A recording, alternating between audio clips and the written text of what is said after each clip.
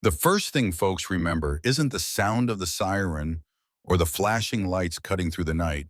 It's the silence, the kind of silence that makes your skin prickle because you know something's about to go wrong.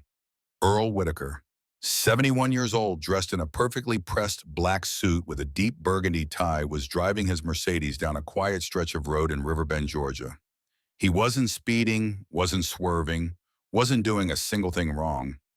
Just an old man heading home after a long day, hands steady on the wheel.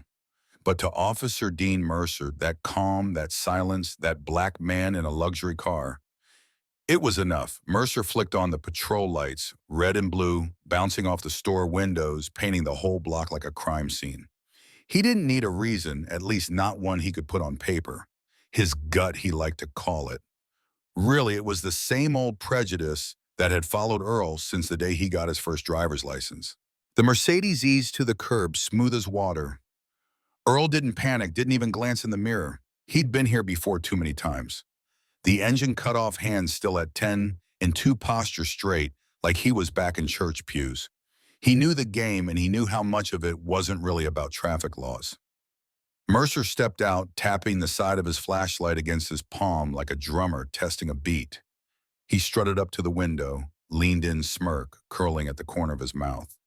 "Nice car," he said, voice dripping with sarcasm. "Where'd you steal it from, Earl, huh?"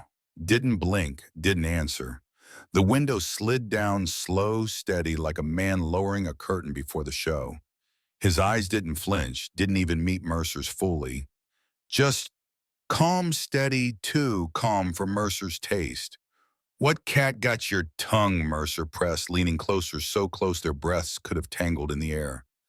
"Don't see many old folks your color driving one of these around here. Must be a blessing or maybe a scam." Still nothing.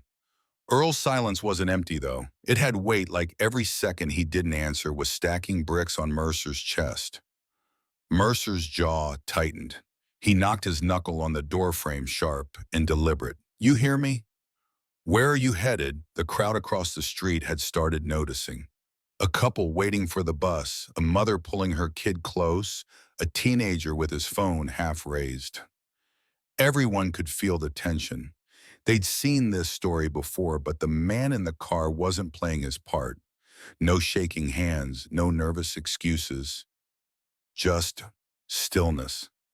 Finally, after what felt like forever, Earl's voice broke the air. Low, steady like gravel smoothed over by rain. "Desmond County, 2009, he said. "Holding cell number 6. You remember what happened there?" Mercer froze. His eyes darted, searching the old man's face for a clue. How the hell did he know that Earl turned his head, slightly gazed steady, now cutting straight through Mercer? 3 complaints. Excessive force, all dropped. Evidence disappeared. That's your pattern, isn't it? Mercer's grip on his flashlight whitened. "What the hell did you just say to me?" Slowly, Earl slipped a hand inside his jacket. Mercer's instincts screamed and he lunged forward, snatching whatever was coming out. His fingers closed around a card's stiff embossed silver trim catching the patrol lights. Mercer read it once, then again. United States Supreme Court, Justice Earl Whitaker. For a split second, the air turned electric. The crowd leaned in a whisper, passing through like static. A Supreme Court justice pulled over on a dark street, treated like a criminal. Mercer laughed too loud, too brittle. "Fake. Chinatown knockoff. You think I'm that stupid?" He crushed the card in his fist, the crack echoing like bones breaking. Then in one reckless gesture, he tossed it into the gutter. Phones came up now, no longer subtle. The crowd wasn't just watching, they were documenting. And still Earl didn't move, didn't defend himself, didn't fight back. He just sat there silent while Mercer's own performance began to unravel. Rage bubbled up. Mercer yanked the door open, grabbed Earl's wrist, and dragged him out. Out of the car, hands on the hood. Earl didn't resist. His palms pressed flat on the cold steel. Head bowed, slightly silver hair catching the red-blue strobe of the lights. He looked like a statue carved from patience itself. The crowd grew thicker, murmurs rising. Then from somewhere in the back, a young voice rang out, clear angry. He didn't do anything wrong. Everyone turned, a boy in a gray hoodie, maybe 15 backpacks slung on one shoulder. His eyes locked on Mercer, wide but unflinching. I saw it all. He never resisted, never yelled. You just pulled him out for nothing. Mercer's hand hovered over his gun. He didn't draw, but the message was clear. You want to get cuffed too, kid. The crowd stiffened. Mothers grabbed their children tighter. Phones rose higher, and still Earl said nothing. Mercer snapped the cuffs around Earl's wrists, the click slicing through the air like a gavel striking wood. He held them there a beat longer than necessary, trying to prove he still had control. But it didn't feel like control anymore. It felt like desperation. Back in Desmond, Mercer barked loud enough for the whole block. I kicked a judge in the precinct and nobody dared stop me. The crowd gasped. The woman with the phone finally hit record, her finger trembling. That wasn't authority speaking, it was confession. Earl lifted his head, then slow, deliberate. His eyes didn't burn with anger, didn't plead with mercy. They just rose. Quiet dignity in the face of humiliation. A simple message without words. I do not bow. Well, now that single gesture hit harder than any shouted protest. The crowd shifted, their gaze no longer on Mercer, but on the man in cuffs.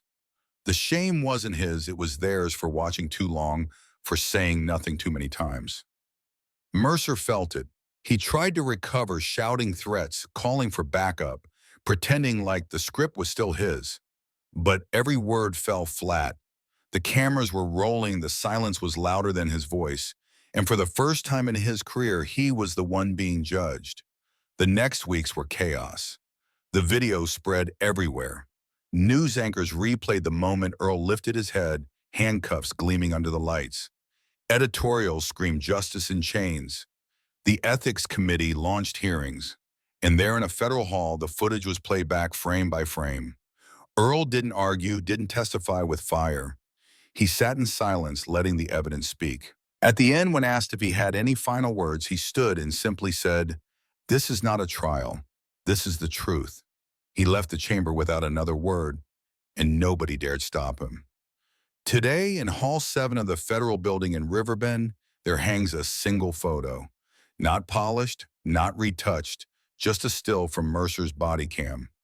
Earl Whitaker, hands cuffed behind him, head lifted, eyes steady, no caption, no plaque, just one line etched beneath the glass. Silence is constitutional. And if you stand there long enough, you don't just see him, you see yourself. You wonder where you'd be standing that night, with the officer, with the crowd, or with the boy who finally spoke up. Because here's the thing, sometimes justice doesn't roar, it doesn't bang on the table.